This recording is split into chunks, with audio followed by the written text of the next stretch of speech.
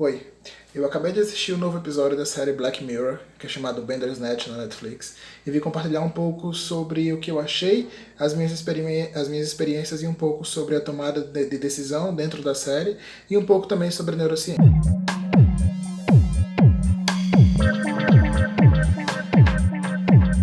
Bom, o episódio narra a vida e a história de um jovem programador chamado Stephen, que ele decide transpor a história de um livro chamado Bandersnatch para um jogo que ele está programando. E nesse jogo, o telespectador ou o usuário do jogo, ele deve escolher alguns caminhos ou algumas decisões que o jogo vai tomar, através de momentos em que aparece uma opção na esquerda e uma opção na direita. O que mais me deixou curioso sobre esse episódio é que durante a passagem do episódio, o próprio Stephen ele vai começando a duvidar sobre os processos de tomada de decisão da vida dele, da vida pessoal dele, e também sobre o livre-arbítrio. No caso que nós, como telespectadores, nós fazemos as escolhas da vida dele. Então, a originalidade de todo o episódio se dá a partir do momento em que nós, enquanto telespectadores, escolhemos as ações tomadas por Stephen ou pelas outras ações do episódio, e isso para mim é bastante inovador no cinema. Muita gente já fez isso anteriormente, mas não em uma plataforma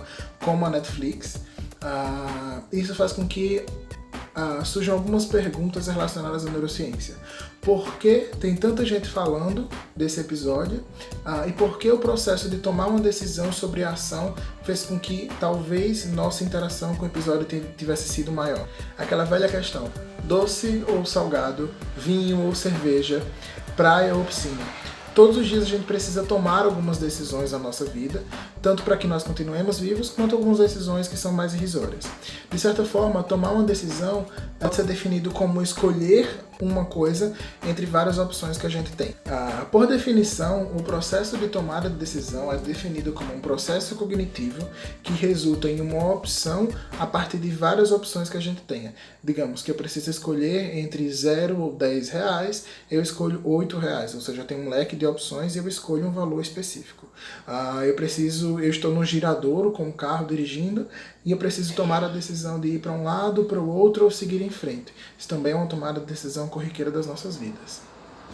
Mas, como os cientistas ou os neurocientistas, psicólogos e profissionais da área da saúde mental estudam a tomada de decisão de forma rigorosa, utilizando o método científico? Temos dois grandes modelos para estudar a tomada de decisão.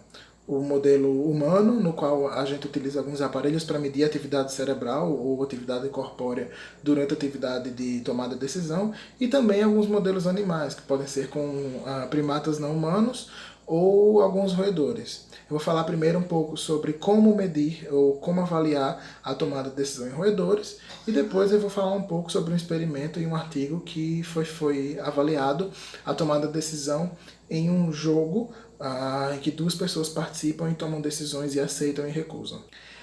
Para roedores, geralmente, para avaliar o comportamento de roedores, utiliza-se um aparato comportamental.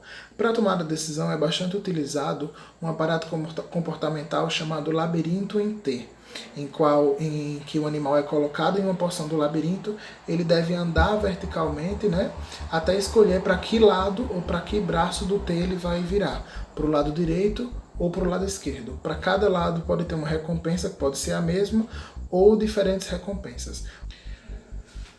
Nesse artigo, Mariano e colaboradores no ano de 2009 avaliou a preferência para a tomada de decisão a partir de um labirinto em que houve algumas modificações nele. Em um lado, o labirinto era totalmente cinza no chão, e o outro existiam listras oblíquas de preta e branco. Existiam portas que chamavam portas A, que eram assim que eles dobravam, e as portas B eram próximas à recompensa. Assim que o animal entrasse em um braço do labirinto em T, a porta A era fechada, a porta B era aberta, e o animal poderia ter acesso à sua recompensa. Outro estudo que utilizou um modelo, dessa vez um modelo humano, para avaliar e mensurar a tomada de decisão, é o estudo do pesquisador Horati, no ano de 2017, que ele utilizou um sistema de eletroencefalografia para gravar a atividade elétrica do cérebro durante uma tarefa de tomada de decisão social, ou seja, existia um aparelho que media a atividade elétrica do cérebro em uma pessoa e em outra pessoa, enquanto elas jogavam o jogo. No jogo, existem dois personagens, duas pessoas, o proponente e o atendente. O proponente ele deve escolher entre um range, ou seja, entre um intervalo de 0 e um valor X predeterminado, ou seja, eu preciso escolher entre 0 e 100 reais para que nós ganhamos essa rodada, e eu escolho 20. A próxima pessoa, que é o atendente, ele deve concordar ou discordar com a oferta do proponente.